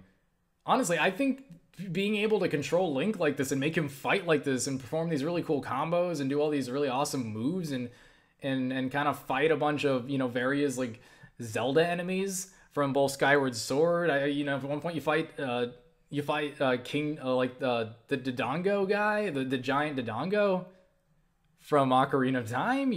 I mean, like, that looks cool. I mean, that's awesome. And it's a nice combination of nostalgia and just really fun fighting, you know.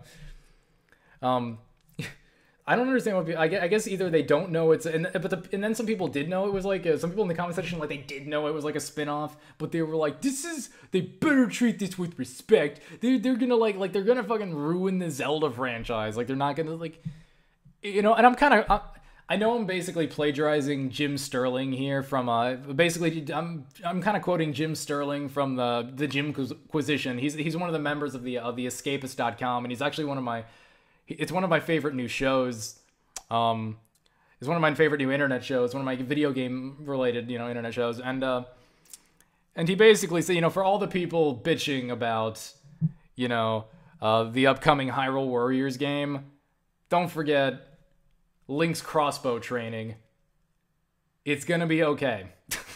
And I couldn't agree with him more. I don't understand, like, are people really, like, is this really a controversy? Like, maybe it was just stupid YouTube commenters, and that's not really, like, even an argument. Like, maybe I just, like, saw stupidity, and I just assumed that was a debate. But, god damn it, like, how could anybody not be, like, at least somewhat intrigued by the idea of, like, you know, fighting like that with Link? You know, that, I don't know. I don't see what the problem is. I mean, yeah, if it's a shitty fighting game, it ends up sucking. Okay, that's unfortunate, but what I saw in the trailer, I don't see anything in the trailer that's, like, indicates, like, oh, this is gonna, no. Like, it seems like a really cool idea. I like it. Please, do make a Zelda-based, you know, fighting game. You know, do it. I don't even know if I'm gonna check it out. Honestly, with the way I've been spending in terms of, like, indie games and through Steam with all the discounts, like, it's hard to, if this game is, like, over $20, I'm probably not gonna get it. But, you know, it looks interesting. If I was willing to spend the money to buy it, I might consider it. But yep, looks interesting. And I guess that's all I have to say about that. And I guess on to the next question. Next question, Reuben Oakley asks, why did you decide to grow a beard? And I think a few other people asked me this too, but not with much of a similar wording, but just people inquiring about the beard. Sorry, a little burp right there. But yeah, my entire mentality, this was my entire mentality for growing this beard. I woke up one morning, I walked over to the mirror. I was about to go shave. And then I just decided, you know what? I'm going to grow a beard now. And I put the thing down and I just went about my day. And now this happened. This is the long-term result of that decision, and it's just been growing since. And honestly, I kind of like the beard. I didn't think I would grow a beard very well, but for some reason, hey, it came in. It's nice and full. It's not patchy. It's a nice beard. It's weird too because I've been going through this phase lately. It's like it's interesting. I think for such a long time, you know, because like middle school through high school, I had that same like Justin Bieber haircut basically. You know, that same look for such a long time, and you know, I hated the Justin Bieber hair, but I was so used to having it that I'm just like, well, that's just how I look, so I'm gonna be that way forever. And then I guess one day I just got fucking sick of it, and I guess I just decided like one day like the past couple of years I've really just been experimenting with my appearance, like, you know, I'll just. You know, I'll grow, like that one time for like almost a year I grew my hair out super long just to see what, and not even because I thought it would look good, just to see what would happen if it did get long. And I found out like it doesn't just fall straight down or anything, or just even like curve a little bit. It goes like it's really unmanageable, and having long hair was such a bitch because it would get in my face all the time, and it would like every time it was windy it would be like fuck. It's like, God damn it, and it was just, it made going outside really annoying. I had this aversion to being outside, and I probably shouldn't, you know. First I cut my hair short, and I'm like, hey, that's nice. But I still look like I'm 12 years old. I need to do something about that. And I guess, yeah, I just decided to grow a beard. I think, like I said, think it looks nice. And I don't know. Because again, I don't make any of these decisions because I think it'll look good. I just want to see what it's more me just wanting to see what I'd look like if I changed something about myself. I don't know, maybe somewhere down the road I'll like shave my head or something, or I don't know, get a piercing, or I'm not honestly considering piercings. I think they look weird, but I don't know, maybe I'll feel differently a year down the road. But yeah, it's just lately I've been going through a phase where I like to experiment with my appearance. And I guess this beard is just another result of that phase. So, I don't know, maybe I didn't experiment enough during my teen years, and now I'm experimenting with beards. I think we had a dress code too. I don't think you could like grow a beard at my high school, so, you know, like a full beard, yeah, you know. Anyways, but I think that's it for that. Next question. This is a fucking confusing name. I'm gonna I'm just gonna drop a nuclear bomb on your fucking name, dude. Like, this isn't even butchering. This is more than any knife could do. This is just fucking the Hiroshima of name pronunciations right here. God, that was horrible. Jesus. Okay. Utromchromedome. Utromchromedome, I have no idea what your fucking name is. It's really confusing to pronounce. But he asks me, are you dreading the new Equestria Girls sequel? Oh, just a really, really, really strong fuck yes, I am. Well, you know, I part of the reason I selected this question is I just really want to bitch about the first one. Because, you know, I did have that movie was so bad it almost made me like not watch season 4. Like Taverpaz said, like, no, like the season 4 is a lot better. It's the, you know, the fucking douchebag boyfriend character is not part of the show, you know, and he's not there. It's just don't worry. It's like, I'm like, okay. And then I watched it with him, and I'm like, all right, it's still a decent show. It's still a fun show. It's just, fuck. Yeah, I did not care for that first one, and I have no reason to think this second movie is going to be any better. It was one of those situations where when I saw the first Equestria Girls trailer, I immediately, like, predicted pretty much everything that would happen in this movie, and I was right about almost all of it. You know, like, I saw the trailer, and I immediately thought to myself, like, based on the trailer, I developed a certain set of expectations about this film. None of them were good.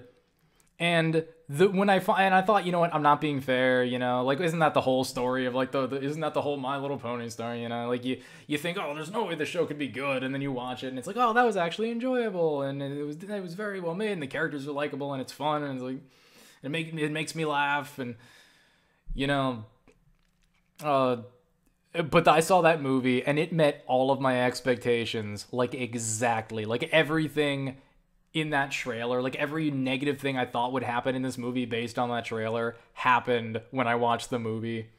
The generically inoffensive boyfriend who served no purpose to the story other than, you know, like, hey, I'm here to take you to the prom and I'm semi-attractive, you know. Look, I have no problem with anybody creating a love interest character for Twilight or anything. Like, I'm not saying, like, you know, you can't give her a boyfriend. No. But for fuck's sake, if you're gonna put a character like that in a show who has that much of a fucking influence on the main character, god damn it, don't make them so generically and offensive as that asshole. Like, he had the personality of a fucking saltine cracker if you scraped off all the salt and just took a syringe and sucked out whatever semblance of lack of flavor you could possibly get. I don't know. Blandest fucking... Yeah, and on top of being so generically bland, he played the goddamn guitar, too. Like, oh, yeah, fuck, of course he plays the guitar. Of course he's that guy. Of course he's the motherfucker with the sensitive, you know, good-looking, kind of a nice guy with no personality and a guitar. He's every member of One Direction, for fuck's sake. Yeah, and I know, like, later in the movie, like, he comes in and he gave her that, like, I know at some point he came in the movie and he did that thing where it's like, look, these photos weren't forged. You know, like the stereotypical, like, bitchy girl, like, I run this school. Like, she didn't have a Valley Girl accent, but I swear she was one Valley Girl accent away from being, like, every generic, you know, high school movie antagonist ever. And she, you know, and she tries to frame Twilight, like, by creating, photos of her, like, destroying the school property, but then, like, the boyfriend comes in, he's like, I realize that these photos are forged, look, proof, and it's like, oh, okay, now you're free to, like, but, like, anybody could have fucking done that. They didn't need him to do that, but for fuck's sake. And I think the thing about that movie that bothered me so much was just the fact that, like I said, I'm bitching about the first movie because I didn't get it out of my system the first time. Look, I need this catharsis, okay?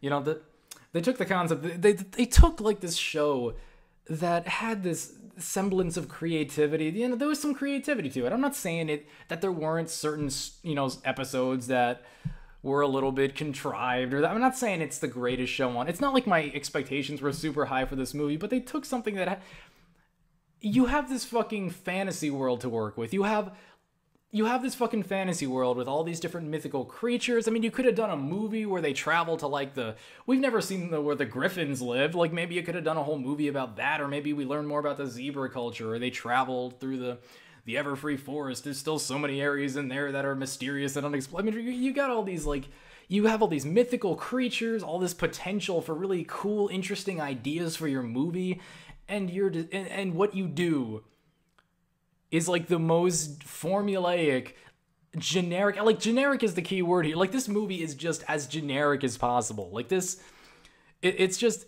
you create the most formulaic fucking, you fucking take the character and put her in fucking high school. Like, you couldn't have picked a more creatively bankrupt premise for your shitty movie. And this is, like, how are you supposed to squeeze any, and maybe, I don't know, I was hoping maybe they could do something with this premise and squeeze something creative or interesting out of it. And they didn't. No. Okay, to be fair, there was one part that made me laugh, and I will tell. And there was a part in the Equestria Girls where Twilight, where she's trying, because she doesn't know how, like, human technology works, and I usually hate that shit. Well, actually, I hated this shit from the beginning. You know, I always hate it when they do the fantasy characters transported to the real world thing, and then the characters spend like a bunch of hours fumbling, or, like, the first, like, 15 minutes going, oh my god, what is this? How does this work? This must be some mysterious magic. Like, you know, they're trying to figure, like, what is this mysterious device? Like fucking Sir Lancelot comes to the future, and it's like, get back, you evil flagpole. Like, that's stupid. I hate that shit. Like, they just fart around for 15 minutes in the human world, and you're like, I know, I get it, you're new to this world. Just shut up. I know, I've seen this movie 1,000 times. You're not funny, you know? So, you know, I usually hate that stuff, but, you know, she didn't know how human technology worked, and there's this part where she's in the library, and then Cherylee is, like, the librarian or whatever, and Twilight's like, excuse me, how does, like, everything work? Like, how does any of this work? And, like, and Cherylee's, like, kind of turned away from Twilight, and she's just, like, has this look that's like, oh my fucking god, are you serious? It's just, like, this look of, like, hey, how can I help you? You know? That part made me laugh. That was kind of funny. She's like, excuse me? Like, how does the computer just, like, work in general? Like, just asking the dumbest fucking questions, and she's just like, oh my fucking god, hey! Like, that was kind of funny. Okay, and I will say there was one part that caught me off guard, and it was when fucking Satan appeared at the end of the movie. Okay, I can't say I was expecting the Lord of fucking Darkness. So, okay, that was a little bit of a surprise. It's just that the movie was so fucking bland and generic up until that, and then fucking Satan appears, and it's like, what the, holy shit, Satan! But, no, that movie was stupid. And I have no reason to think that this sequel looks even dumber. Oh, for fuck's sake, they're forming a rock band. God damn, do something creative. I know they're trying to appeal to their target demographic. I know, like, the charts say, like, oh, kids relate to they like the teenagers in the prom movies. It's like, whatever. They could have been better. Look, I know Hasbro probably came to them with this story, and they had, like, a contractual obligation to make it, whether they wanted to or not. I mean, but goddamn, does this movie look stupid? Although there was a little short they did with Vinyl Scratch with almost no dialogue in it, and it's just it's like the human version of Vinyl walking down the street. And she's like the DJ character. She's got like her headphones on, and it's kind of cool because the world around her is kind of like moving to like the music in her headphones, and it's just really interestingly choreographed, and it's a really fun thing. Again, almost no dialogue, and I loved it. I thought that was cool. That was cool. I almost wish they would just do something like, but no, they're gonna make the full movie. It's gonna be stupid. I mean, did you hear that song? For fuck's sake, shake your tail, 'cause we're gonna have a party tonight. Shake your tail. Ugh. And, you know, like, I actually kind of like some of the music from for a show that had something like This Day Aria, you know, in the season, something like that, which I thought was really good. Like, it's just so disappointing. I didn't have much expectations for the first movie. It sucked. It disappointed me. I hated how generic the fiery-haired bitch character was. I hated how, you know, like, I was also somehow amazed, like, at the end where she was like, oh, I have no friends. And I'm like, are you fucking serious? How the fuck did you win prom queen every year if you have no friends? Like, well, because she blackmailed people. But, like, somebody has to like you. Like, there's gotta be something, like, nobody fucking, like, she doesn't even have, like, a posse of, you know, I was expecting her, like, she's acting like a bitch in the hallway, and, I rule this school, and you're like, oh my, it's like, and I'm waiting for, like, the posse of, like, bullies surrounding who, like, or, like, rich kids, like, yes, she rules this school, and there's nothing you can do about it, and it's like you know, the principal comes over, and it's like, what are you doing here? Stop being dicks, and then one of them's like, here's a here you go, money, and then it's like, well, I guess, never mind then, like, you know, and I was like, there's like somebody who's at least like there's got to be like some group that backs her, but no friends. The only friends she has are like Snips and Snails, the two fucking dorkiest kids in the fucking school. No, I mean no, you don't win prom queen every year if you. Anyways. I mean, I know, like, even if she had, they were probably shallow friendships, but she was like, I have no friends, and I'm like, oh shut up. Whatever.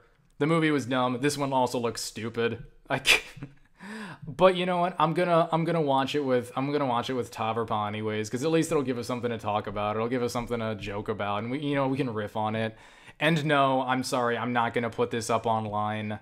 I can't legally really justify doing that. I guess some people asked, are you going to do a movie thing again? And I might as well answer with this question. No, we're not going to do another movie night thing, because honestly, there's no way to legally justify uploading entire movies and then just talking over it. I'm not going to delete the ones that are... I'm not going to delete the Taverpan Xana watch videos that are already there. Last Unicorn is down. That's not... You can find it on Dailymotion. If you go on Dailymotion and you search, The Last Unicorn or Taverpan Xana or whatever, you'll find it. YouTube pulled it, basically, but you can't...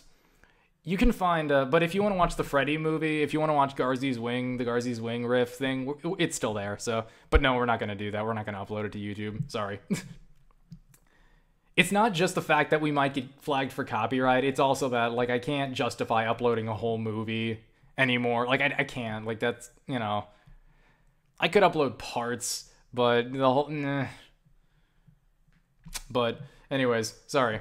I guess that answers 2 questions. One of the answers took a very small amount of time, but anyways, I guess that's that. Next question. Our next question comes to us from, let's see, Sunita1, who asks, before you started your abridged series, what did you do? And I'm assuming you're, aside from bridge series, that's all I do. I do nothing else. I make an abridged episode, and then for months I stare at a wall. And then I make another. No, I know what you mean. You probably mean what creative hobbies that I have. What kind of stuff did I do before I decided, hey, I'm gonna spend my time making abridged videos? What did I do in my spare time? And yeah. What did I do before that? Well, I did the drama. I was a member of my drama club, but I think I've talked about that in a previous Q&A, so I'm not going to talk too long about that. But yeah, I was a member of my drama club. I really enjoyed that. I still, despite, I wasn't as much of a fan of stage acting, though, as I was with, doing funny. I just like voice acting more. I like the idea of, not having to worry about how my face looks, and I could just talk to the, I can just come up with the silliest fucking voices. There's something about just making a voice. That's all. Just a silly voice. It's a lot of fucking fun. It's kind of I don't get that same fulfillment from stage acting, but I still did that a lot in my spare time. Had a lot of fun, made a lot of great friends, had a lot of great opportunities. We even, I was a veteran member too. I was there for 7 years.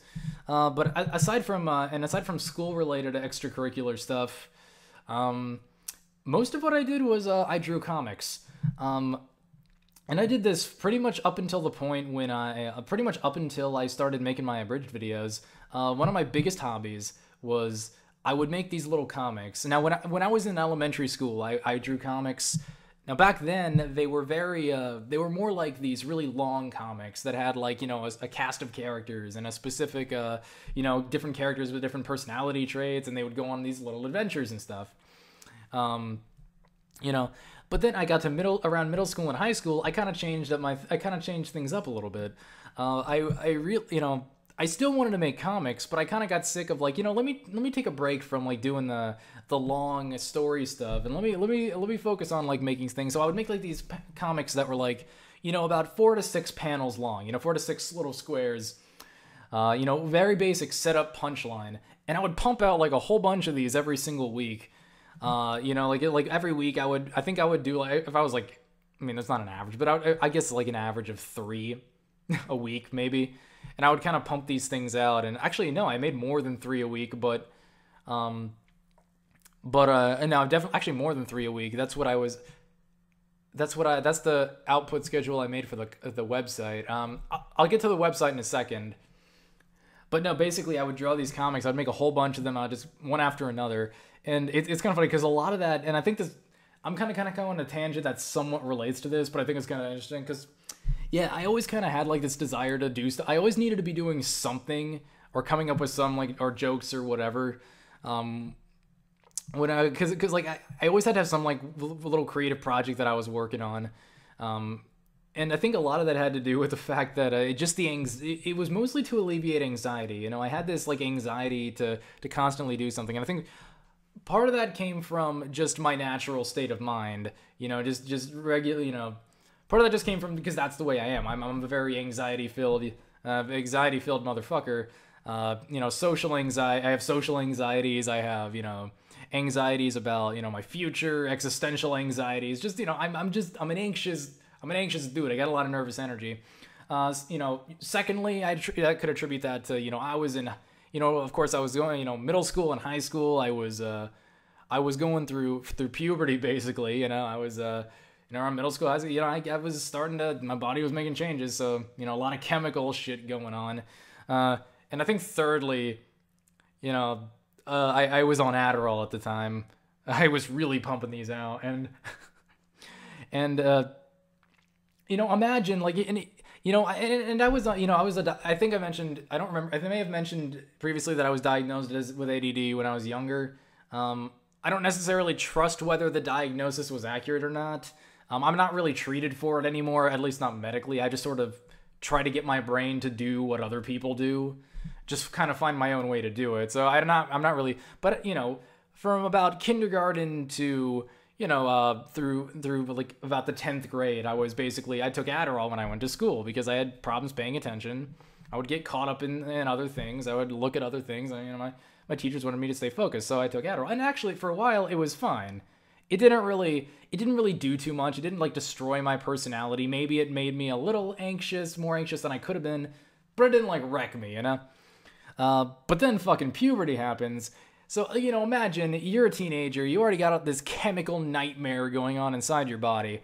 And now let's add take some amphetamines and just throw that into the pot and just see what fucking happens. You're gonna get a hell of a chemical reaction.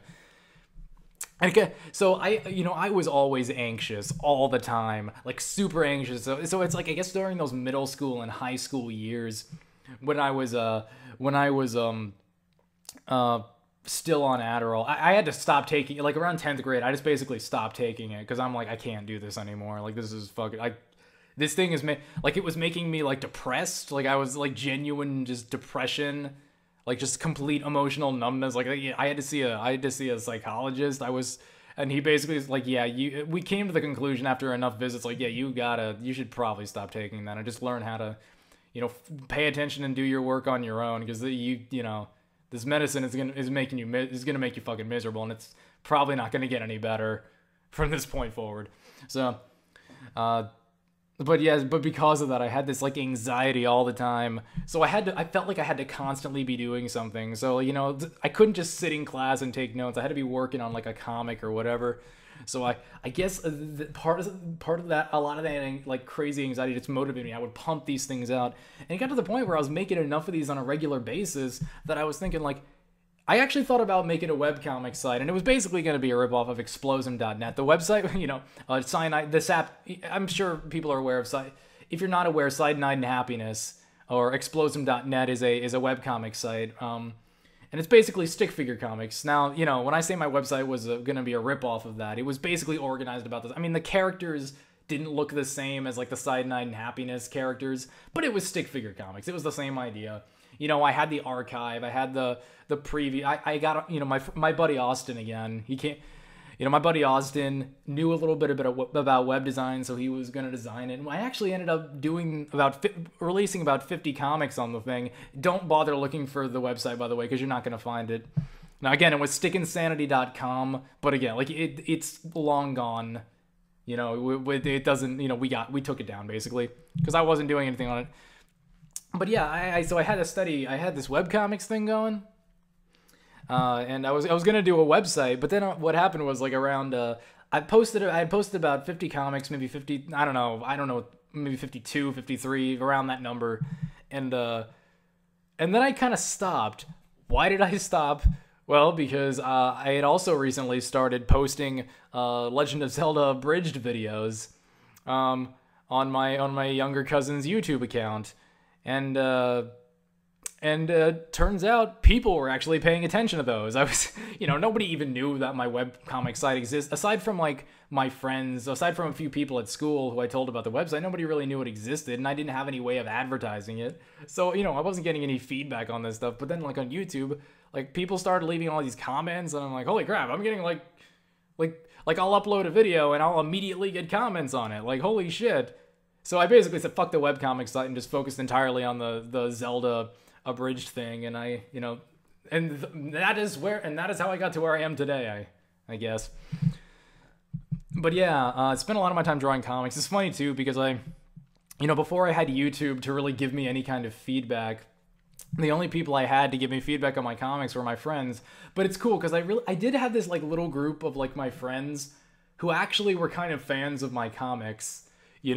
Like, they would actually be expecting, like, the next comic. Like, I had this one kid who sat in front of me named John Michael, and he was, like, a fan of my comics, like, because I would pump these things out at such a quick rate. I'd always have, like, I'd have, like, 5 of them at the end of the week, and then he'd be like, hey, are the new comics in? And I'd be like, yeah, here you go, man. And he'd read them, and he'd lie, He actually, like, anticipated them, so that was really fun, Like, I felt... That's sort of how I got my, That's how I basically got my ego boost for creating things. That's how it's, I'd create things, and that was the closest thing I had to feedback. But then, YouTube happened, and people actually started noticing those videos, and then it's like, well, fuck my friends, I guess. But yeah, that was, so yeah, I spent a lot of, just comics, I just loved drawing them, and they weren't anything complicated in terms of, like, the visual design or anything. They were very basic, very basic, they were stick figure comics, and it wasn't because that was all I could draw. It's just that I wasn't as concerned about, like, the visual component as I was about, like, the jokes themselves. So I, like, and so yeah, comics, drew a bunch of them. I probably have, like, a folder full of them, but I feel like if I tried to go through and fish out all of them, it'd be, I'd be here for a while. I don't know what happened to all the digital versions of all those webcomics, because I created, like, I would take the comics I'd written down on, like, basically notebook paper, and then I would create, like, digital versions of them to put on the website. The digital versions are gone. My old hard drive got wiped clean, some virus or whatever, so I ended up losing all that. So I wish I could show that to you guys. Maybe at some point I could show you guys the webcomics if you guys gave a shit. I don't know how I do that, though. I mean, I could, like, hold them up to the screen and, like, try to read them or somehow, like, I don't know how I do that. But yeah, I drew a bunch of those things. I still, I think I got them stashed away, like, in that little closet over there. So yeah, to answer your question, that's what I did in my spare time. But then YouTube happened and actual feedback, and pretty much transitioned exclusively to that. But anyways, thank you for your question. I hope that sufficiently answers that. I probably spent a little bit longer on this question than I needed to, but hopefully it entertained you somehow. But anyways, yeah, thanks for the question. Moving on. Our final question comes to us from Reuben Oakley again, who asks, "Do you believe in any particular religion? And if so, which one?" And I guess this is going to be a kind of a long response, because I guess religion is something I think about a lot, and I guess I guess this is where the mental masturbatory long-windedness comes in, where I make a total douche of myself. But it's going to be a bit long-winded. I ask you to bear with me. I'm going to start by saying, no, I don't really ascribe to any particular religion. I don't really buy. Which would basically, that basically makes me an atheist. I don't really believe in the existence of some divine entity that created the universe. I'm not saying we came from nothing before somebody makes that stupid. That was judgmental. Look, before somebody makes, like, I don't believe we came from nothing or some crap like that. I don't buy this notion. But I don't buy the notion, like, the universe, as far as I can tell, seems to be running itself through a series of natural processes. As for what put those processes into place, I don't claim to have that knowledge. So I guess where somebody would say, that was God did it, God created those things, I'm not going to make that leap of faith. I'm not just going to make the assumption that it was a being. I'm kind of content with saying, I don't know. I don't have the answer to that question. And I don't really see any, aside from ancient mythology written by people who just, objectively speaking, knew significantly less about the world than we do now. I just don't think they're going to have the answers to all of life's questions. I just don't think, thousand-year-old books of mythology are going to contain all those answers. I just find it hard to buy that those people in that time period, in that part of the world, given how little they knew, given how little they were educated, were going to have all those answers.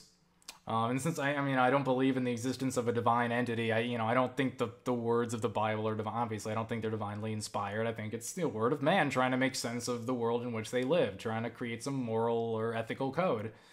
Now, as for my thoughts on religion in general, unfortunately, I'm not really of the mindset that, I don't really have, and I say unfortunately, but bear with me, I don't really have this really much of a live and let live mentality when it comes to religion either. And I did at some point, but it's just the things I've seen done in the name of religion, I can't really have that mentality. Now, I'm going to kind of elaborate on what I mean. And while this may sound bad, and while I'm sure some Christians who might be watching this are immediately like, oh, you hate all Christians. No, I don't. I want to start by saying, and again, I apologize if I stumble over my words. Like I said, this is going to be very long, probably very long-winded, and I'm going to fuck up. I might miss a few points. But I'll try to articulate this as best as I can. I don't believe that every element of every religion is bad. I don't think that religion is the cause of all the problems in the world. I don't think that religion is this all bad thing and that it only creates bad things and it's only bad and nothing good can come of it and it needs to be eradicated and then finally, and once it is, humanity will be greater. We will transcend it. No, I don't think religion is this all terrible thing.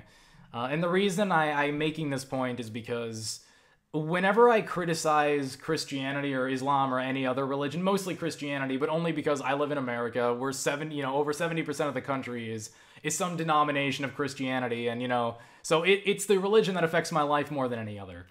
The reason I bring that up is because whenever I criticize an element of religion, because I have these conversations with my dad about the topic of religion, and he identifies as Catholic. He's not like a fundamentalist. He's very much in the moderate camp, and so we have a lot of discussions about this stuff, and sometimes when I criticize his religion, when I criticize elements of his religion, one of the first things he does is he brings up, well, look at all the good things religion does. Look at this. Look at this charitable work. Or look, they're volunteering at a soup kitchen next week, and then they're organizing to give toys to kids on Christmas.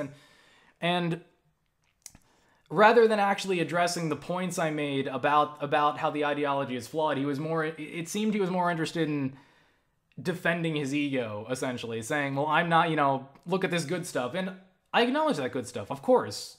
Of course, volunteering at a soup kitchen is a great thing. Any organization, an organization that, that promotes, maybe like they do a food drive to give food to people on Thanksgiving. I've been a part of that a couple times too, even after I decided I was an atheist, because delivering food to people who don't have food, who can't have a decent meal on a regular basis, is a good thing, regardless of the organization that's doing it. So those things are fine. I acknowledge that those things exist. I feel the reason that comes up is because, again, people do kind of attach their egos to their religion. I guess people's religions are very important to them, and as a result, whenever I attack their religion or elements of that religion, or I point out how that religion is causing problems, that they have this almost instinctual desire to basically they take it as a personal attack. It's not just me attacking the religion, it's an attack on them. And I want to clarify that that's not my intention. I don't mean to attack Christianity. I feel like I've said this enough, but on to the point. So I'm not saying religion is all bad, so just try to understand where I'm coming from here. So if I were to sort of sum up, I guess, where I feel like the majority of the problems with religion that I have, the reason that I couldn't even symbolically align myself with Christianity or any other religion, why I can't really look at any of them and say hey, this is this good thing, is because even if I did say, even if I did admit that Jesus had a few good things to say, maybe, well, I could identify as Christian because I identify with those values, but I can't really do that, and I feel like a lot of the problems with religion, the reason I can't do that boils down to that pretty much at the center of every religion is this set of arbitrary rules, is this set of antiquated, rules and rituals that maybe at one point served a purpose, but now are irrelevant. One example of this is certain religions have a problem with eating pork. Islam, Judaism, they forbid you from eating pork because they see it as a dirty animal and God doesn't want you eating it. Now, the reason why this rule originally existed in the first place was because that at the time, food sanitation wasn't what it is today. We didn't have organizations like the FDA. We didn't have standards for, how food should be prepared. And pork needs to be prepared in a very specific way. And obviously the FDA isn't flawless, but I think we can all agree that at least in this part of the world, that, death by food poisoning is a lot less common because this stuff is regulated. There's some kind of quality control. Back then, they didn't really understand the science behind food poisoning. They didn't understand how bacteria work. They didn't understand how, if you don't prepare this properly, that you could get seriously sick. So people would eat this meat, they would get sick and they would die, and they probably, as far as they knew, again, they didn't understand the science, so I guess the only conclusion they could come to is that, oh, God, this must be a message from God that's saying he doesn't want us to eat this. So that was just one of the rules they followed, because, they didn't want to get food poisoning. Of course, today, in the world we live, at least in America, with organizations like the FDA, you're really no more likely to get sick from eating pork than you are from any other type of meat, provided that, it's prepared properly and it undergoes, again, there's that degree of quality control. So why you don't eat pork? No reason really other than tradition. Now, not eating pork that's a very innocent little thing. That's not, whatever, that people don't eat pork. Why is that a problem? Well, let's talk about something that I think is a problem.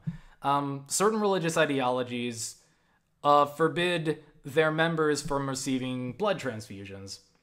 And that to me is especially troubling because, think of a circumstance in which a person is going to need a blood transfusion. That's usually a life-threatening situation. And I've just seen too many examples of people, who needed a blood transfusion or family members that needed a blood transfusion and they didn't, imagine if somebody they needed that to save their life. They were in critical condition and they were going to die within minutes if they didn't get this, but because of some antiquated rule from some ancient tradition, they don't get the treatment they need and the person dies. I would say needlessly. Again, I don't buy this concept that there is, a divine entity. So obviously, I don't think the rule is inspired. I think it's just, it's a rule that people... for somebody to die for reasons like that, it just seems so fucking... That just seems so fucking ridiculous, that's such a waste of human life, such a needless waste of human life. I remember reading about a news story a while back, and this is a ways back, but there was a girl who basically was diabetic, and she went into diabetic shock, and she died because her parents didn't believe in modern medicine. They were very religious, and they believed that they didn't believe in modern medicine. They didn't believe that insulin would save their girl. They believed that prayer would save her. They believed that in faith healing. They believed that through Jesus, they could save their diabetic daughter from going into diabetic shock. And they brought in a priest to pray by her bedside rather than getting her the treatment she needed, which would have... I think we can say with very much, diabetes is a very treatable condition. It's obviously it's difficult for people who live with it, but it's treatable.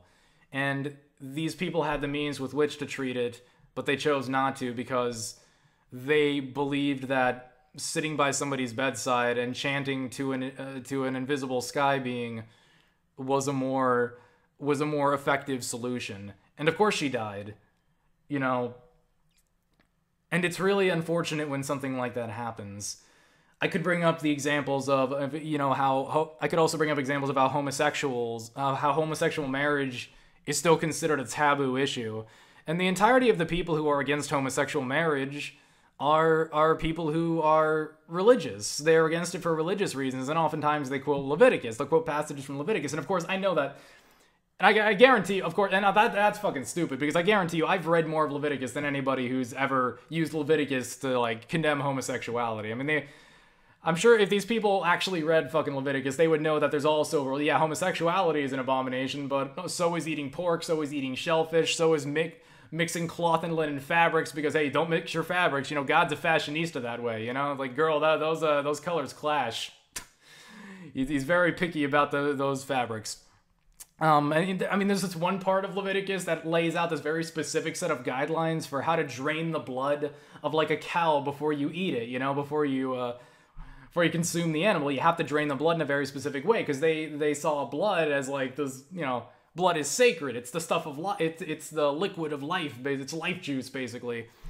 But, you know, I guarantee you any of these people who quoted Leviticus called like, damn those homosexuals, you know, I guarantee you when they go to a restaurant and they get like a steak or a burger, none of them are fucking, you know, going up to the chef or like, excuse me, did this cow undergo the proper, you know, blood draining ritual? Because it's very important to my religion. No, they're not fucking, they don't give a shit. All they focus on is that passage that says, it is an abomination for man to lie with a man as he would with, you know, and my problem is that fucking passage, though, despite the fact that I can point out how ridiculous it is and how stupid it is, that doesn't matter to these people.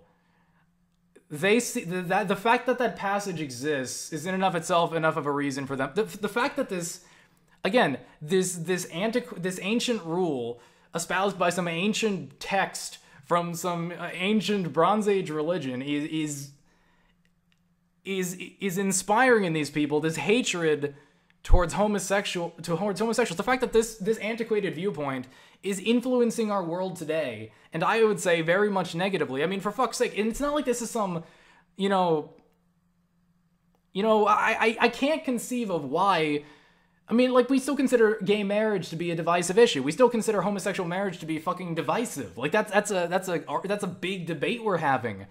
And in only 17 of the 50 states of this country is homosexual marriage legal, which I think is absolutely fucking bullshit. And I don't understand. I can't think of, in my mind, how in any way homosexuality could be considered wrong. Why homosexual couples somehow shouldn't be entitled to the same legal benefits, that the same marriage rights as heterosexual couples. What makes their marriage any less valid? The fact that they have the same set of genitals? If they're two consenting adults, if they're both of roughly the same intellectual level, and they want to have a sexual relationship, what's the fucking problem? And why shouldn't their relationship be acknowledged by the state? Why shouldn't it be acknowledged by the government? Why can't they get a piece of paper saying, hey, you're entitled to all of the marriage rights that everybody else, and it's not exclusively a religious union. It's a legal union as well, and they can't do that. For no reason that I can fucking discern.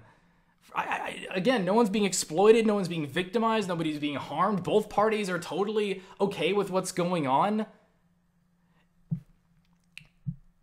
The fact that these fucking these old rules, this antiquated system of values and traditions is somehow influencing our world in this way, to this day, it bothers me. And I would really love to just have this live and let live mentality when it comes to religion. I would love to be able to look at the world and look at people and say, like, it's not, like, oh, people can believe whatever they want to. It doesn't matter, like, oh, it doesn't hurt anybody that they feel that. And no, that's not true. And I'm not even bringing up the examples of people who killed each other in the name of religion. I'm not even bringing up things like the Crusades or stuff, or jihadists, or, that's because that's too fucking easy. And many would consider that a cheap shot. But something as simple as that little rule that forbids blood transfusions can have, deadly fucking results. But people follow these rules. Why? Because tradition. And I say that's bullshit. And again, I want to clarify, and this is kind of reiterating what I said when I started this, which is that if you are religious, I don't hate you as a person, and if you're not one of these biblical literalists that I feel are causing these problems, if you're not part of that group, if you're not anti-gay, anti-women's rights, anti-education, anti-science, any of that stuff, if you're not contributing to any major problems in the world, you know, I don't have a problem with you. If your religion is just this thing that's very personal to you, if it's this thing that's very personal to you and it doesn't really affect, you know, it's something that gives you comfort and gives you security, and it doesn't really impact the lives of other people around you in a negative way, and, you know, dude, I'm totally okay with that. I don't have any problem. You're not contributing to anything that I consider a problem, and you're what I wish all religious people would be, you know? Now, if you are in that camp, and you are one of these people that is contributing to any of the problems, again, what I outlined was just a few examples in which I feel religion has a negative impact, and I can't pretend that religion has nothing to do with any of those situations. I can't just pretend that religion had nothing to do with that girl dying, that it has nothing to do with people, with homosexual couples being denied equal rights, you know, that it has nothing to... If you're part of that group, if you're contributing to those problems that I mentioned, you know, look, I'm not going to tell you that you don't have the right to hold the viewpoint you do. I'm not going to say you don't have the right to feel the way you do or believe what you want. You have the right to do that. And I would defend to the death your right to say those things. But, you know, let's just say that you and me are not going to get along. We're not, you know, the two of us are not going to get along if you're one of those people. And I wish this lunatic fringe, and you know what, I say lunatic fringe, I wish this was a lunatic fringe. I really wish that fundamentalist Christianity in America was considered fringe. But when I see Gallup poll results that say 46% of the United States, of people in the United States, believes that the Earth is 10,000 or less years old, which is the biblical account of when the universe was formed. That is the biblical account. The people who believe this, they believe that the Bible is not just some book, that the stories are symbolic. They believe that that's an actual historical account of the creation of the universe. And it's a perfect account of history. I mean, this is 46% of Americans. And I think the number has gone up. It used to be around 1/3 of the population. And I think the reason the number went higher is because they worded the question differently. But that's not a lunatic fringe. These are clearly people who see the Bible as a historically accurate source of information. This is not a lunatic fringe. That's a sizable portion of the population. And if again, I wish I could be live and let live. I wish I could hold that attitude, but I can't. But like I said, if you're a Christian, if you identify as a Christian and you're not contributing to any of these problems, I'm totally fine with you, and I respect you as a person. I respect your right to hold those beliefs, and I don't think you're an idiot. I don't think you're inferior to me or any of that shit. And if you disagree with, you know, and if you at any point disagree with anything that I said here, you think that I was being unfair or I was being cruel or anything like that, you know, and feel free to let me know, because I don't believe that Christianity or any religion should be immune from criticism or immune from you know, it should be, you know, immune from scrutiny or analysis or anything. I don't believe any ideology should be, and that includes my own worldview. So, just wanted to let you know where I come from on that. I've been talking about this for about 20 minutes. Like I said, this was going to be long-winded.